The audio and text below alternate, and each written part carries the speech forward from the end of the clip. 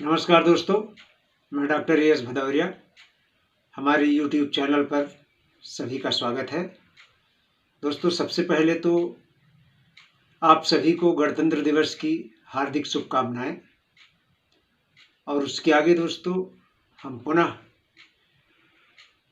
चर्चा करेंगे उत्तर प्रदेश उच्चतर शिक्षा सेवा आयोग की असिस्टेंट प्रोफेसर की होने वाली परीक्षा से संबंधित प्रश्नों की अगली कड़ी के रूप में भाग 6 को लेकर आपके समक्ष हम प्रस्तुत हुए हैं। तो दोस्तों, इस कड़ी में कुल 15 प्रश्न हैं और ये 15 प्रश्न जो हैं इसमें से कुछ प्रश्न असिस्टेंट प्रोफेसर की परीक्षा 2014 के प्रश्न पत्र में पूछे गए हैं और कुछ उन्हीं प्रश्नों के इर्द गिर्द वाले प्रश्न हैं जिन्हें जानना हमें बहुत आवश्यक है परीक्षा की तैयारी के दृष्टिकोण से। तो दोस्तों, अगर इस हमारे वीडियो को आप अगर देखते रहेंगे तो निश्चित है कि आपकी सफलता के लिए मील का पत्थर साबित होगा। तो और दोस्तों, अब हम ये भी कहना चाहेंगे कि यदि हमारे चैनल को आप अभी तक सब्सक्राइब नहीं किए हैं तो सब्सक्राइब कर लें और उसके बाद हम चलते हैं अपने प्रश्नों की श्रृंखला पर। तो देखिए, हमारे आज के प्रश्न इस प्रकार हैं। तो हमारा पहला प्रश्न है, आकार प्रदान करने का सिद्धांत अर्थात शेपिंग प्रविधि का संबंध है। तो इसका उत्तर होगा स्किनर का क्रिया प्रसूत अनुबंधन से। जो स्किनर का ये क्रिया प्रसूत अनुबंधन है वो आकार प्रदान करने के सिद्धांत से संबंधित है, शेपिंग प्रविधि से संबंधित है। इसमें क्या है कि व्यक्ति के व्यवहार को धीरे धीरे पुनर्वलन के आधार पर किसी विशेष लक्ष्य की ओर ले जाया जाता है, किसी विशेष आकार को प्रदान किया जाता है। प्रश्न क्रमांक 2 है, शेपिंग प्रविधि को एक और नाम से जाना जाता है, तो वो है क्रमिक सन्निकट विधि। क्रमिक सन्निकट विधि और शेपिंग प्रविधि बोथ आर सेम, ये दोनों एक ही हैं। इसमें व्यक्ति के व्यवहार को धीरे धीरे पुनर्वलन के आधार पर किसी विशेष लक्ष्य की ओर ले जाया जाता है। प्रश्न क्रमांक 3 है, डी स्कूलिंग सोसाइटी नामक पुस्तक के लेखक हैं। तो डी स्कूलिंग सोसाइटी नामक पुस्तक इवान इलिच ने लिखा है। इन्होंने स्कूल का विरोध किया है, इन्होंने विद्यालय मुक्त समाज का विचार प्रस्तुत किया है। प्रश्न क्रमांक 4 है, अल्पसंख्यकों को किसी राज्य द्वारा पोषित या राज्य निधि से सहायता प्राप्त किसी भी शिक्षा संस्था में उनकी जाति, धर्म, भाषा के आधार पर प्रवेश से नहीं रोका जा सकता। संविधान के किस अनुच्छेद में वर्णित है? तो यह है संविधान के अनुच्छेद 29(2) में इसका वर्णन किया गया है। प्रश्न क्रमांक 5 है आपके समक्ष, अल्पसंख्यकों को अपनी शैक्षिक संस्थाएं स्थापित करने का अधिकार संविधान के किस अनुच्छेद में वर्णित है? तो अनुच्छेद 30 में वर्णित है कि अल्पसंख्यक अपनी संस्थाएं, शैक्षिक संस्थाएं स्थापित कर सकते हैं।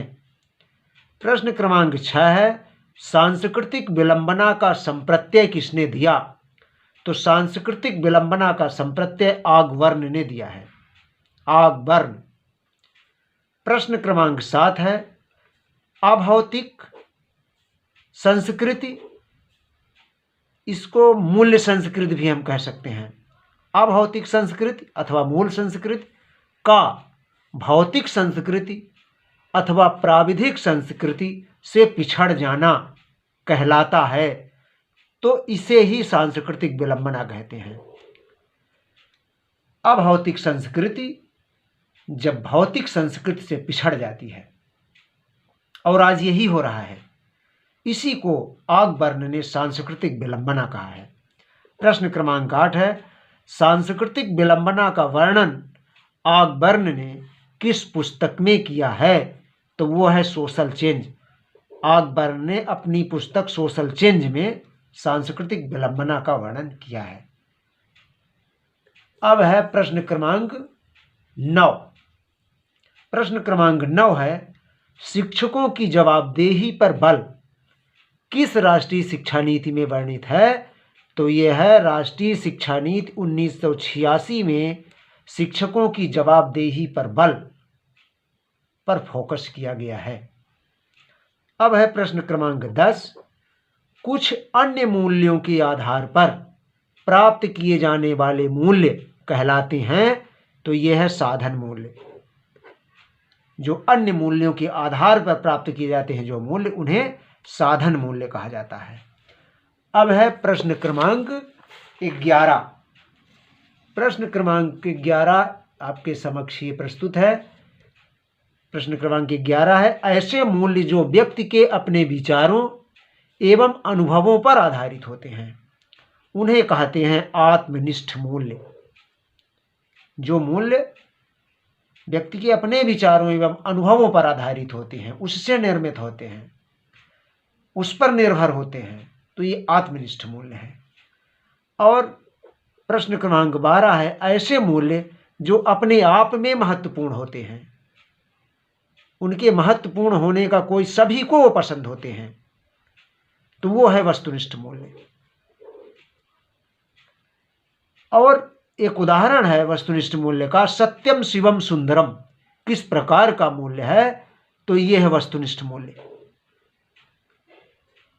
और प्रश्न क्रमांक 14 है, शिक्षा के समाजशास्त्रीय आधार का अर्थ है। तो इसका आंसर है शिक्षा की समस्याओं को हल करने में समाजशास्त्र के ज्ञान का प्रयोग।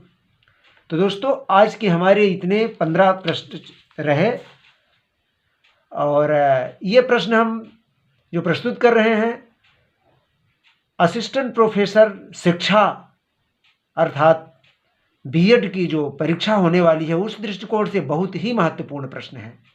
यदि आप हमारे वीडियो से जुड़े रहेंगे तो निश्चित ही इसका लाभ आपको मिलेगा।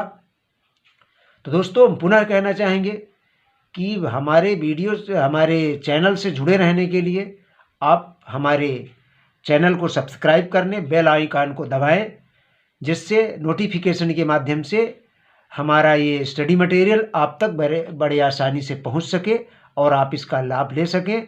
और दोस्तों, अपने मित्रों को भी इसका शेयर करें। तो आज हम अपने वीडियो को यहीं पर समाप्त करते हैं। धन्यवाद दोस्तों।